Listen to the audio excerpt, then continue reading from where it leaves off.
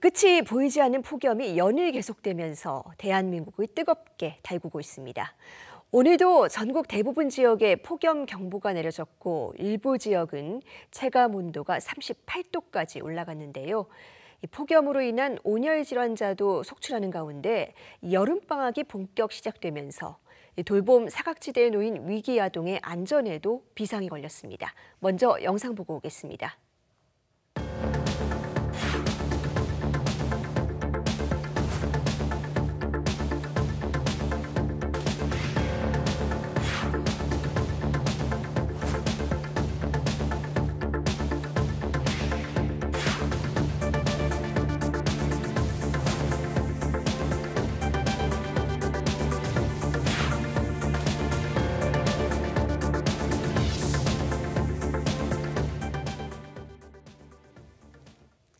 네, 오늘도 가마솥 더위가 이어지고 있는데요. 취재 기자와 폭염 상황부터 자세히 짚어보겠습니다.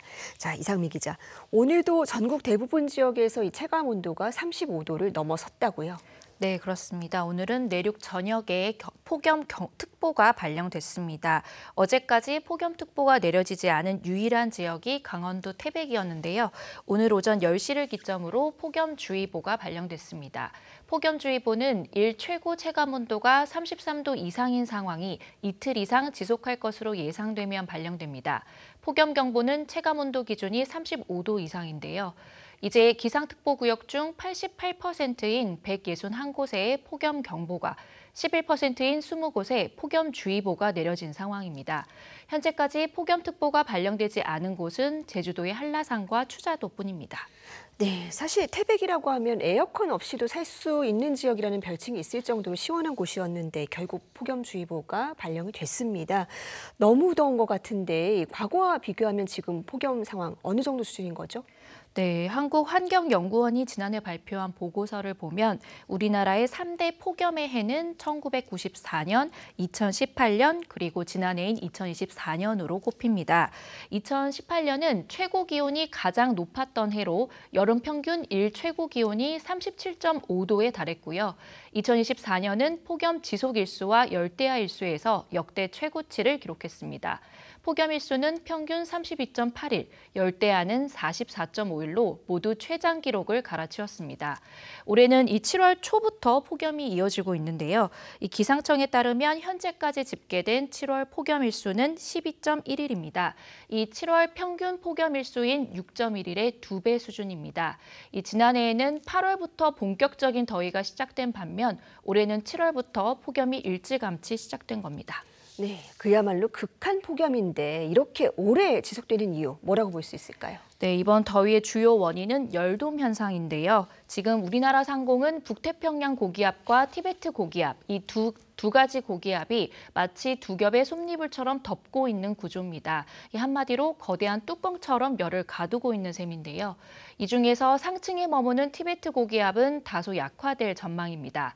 하지만 이 지상 중층에서 세력을 유지하는 북태평양 고기압이 여전히 강하게 버티고 있어서 낮에도 35도 이상, 밤에도 25도를 넘는 열대야는 당분간 지속될 것으로 보입니다. 기상청은 8월 초순까지는 폭염과 열대야가 이어질 가능성이 높다고 내다보고 있습니다. 네, 당분간은 밤에도 힘들겠네요. 이렇게 폭염이 계속 지속이 되면 건강 문제도 심각해질 수 있는데 지금 온열 질환자도 급증하고 있죠? 네, 그렇습니다. 지난 주말 기준으로 온열 질환자는 누적 2,454명으로 사망자도 11명에 이릅니다. 이 지난해 같은 기간과 비교하면 2.6배 이상 증가한 수치입니다. 특히 하루 평균 100명 안팎의 환자가 응급실을 찾고 있는데요. 이 대표적인 온열 질환 증상으로는 두통과 어지러움, 피로감과 근육 경련 등이 있습니다. 특히 열사병은 체온이 40도 이상 오르면서 생명까지 위험할 수 있어서 즉각적인 대응이 필요합니다. 병원을 찾는 환자 10명 중 6명은 열 탈진으로 진단을 받고 있고요. 열사병과 열 경련이 뒤를 이었습니다. 또 환자의 30%는 65세 이상 노인이었는데요.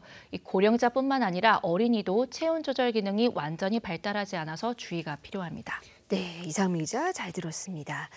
그야말로 기후재난인데 이런 때일수록 취약계층의 안전이 걱정입니다.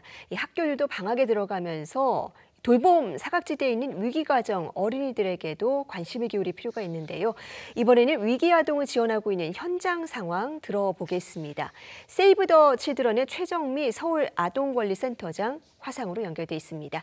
센터장님 안녕하세요. 네, 안녕하세요. 네, 지금 이 기록적인 폭염 속에서 여름방학이 시작됐는데 위기가정 어린이들에게 특히 힘든 시간입니다. 이 아이들이 주로 어떤 어려움을 겪고 있나요? 네, 여름방학이 시작되고 폭염도 계속되면서 취약계층 아동들이 가정에서 혼자 있는 시간이 길어지고 있습니다. 특히 취약계층 아동의 경우 에어컨이나 선풍기 같은 냉방기기가 없는 경우도 많아서 아이들이 무더위에 직접 노출된 위험이 큰 상황입니다.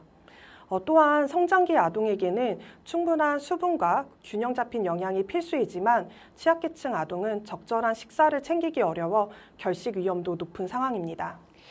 네, 여러 가지로 걱정이 되는 점이 있는데 방학 기간 이 학교 안전망을 벗어나 있는 이 아이들에게 가장 필요한 지원이 뭐라고 보십니까?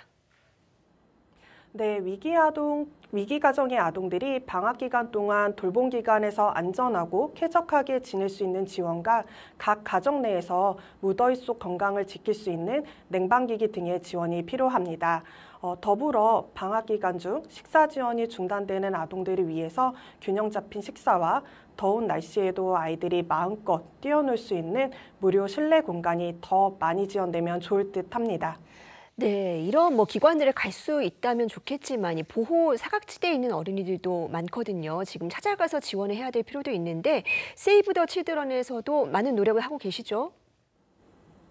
네, 세이브 더 칠드런에서는 방학 중 보호 사각지대의 아동들을 위한 다양한 지원이 이루어지고 있습니다.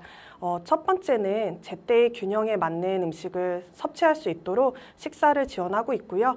두 번째는 무더위에 선풍기 하나로 긴 여름을 보내고 있는 가정에 냉방기기 등을 지원할 뿐만 아니라 의료비와 심리치료비를 지원하여 아이들의 건강과 정서적 안정을 돕고 있습니다.